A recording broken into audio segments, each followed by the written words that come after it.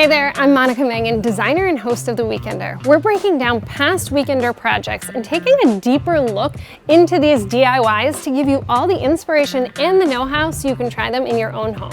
Let's chat open kitchen shelving. I know this is a bit controversial, but not everyone needs a ton of cabinet space in their kitchen. Some people like to be more minimalist and prefer to live with less stuff and focus on just the essentials. Open shelving is a great fit for those individuals, and this Weekender episode we did is a great example of that.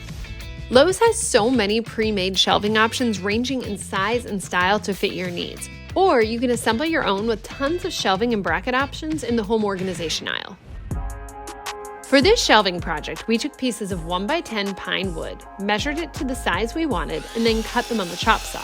Next, we painted our cut pieces with furniture and cabinet paint, which is super durable and gives a nice enamel finish. The next step in this project was to create the high-end look of gallery rails without breaking the bank.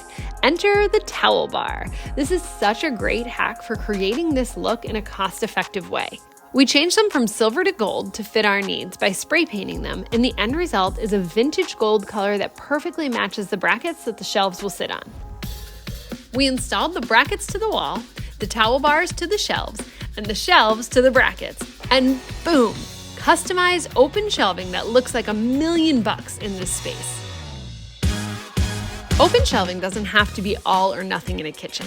Maybe you love your cabinets and the functionality of them, but there's just one area in your space that doesn't feel right and you want to change it up. That's exactly what we did in the Industrial Farmhouse Kitchen episode from season 5. The location of one particular cabinet didn't really fit with the flow of the kitchen and actually cut off the dining area from the kitchen area.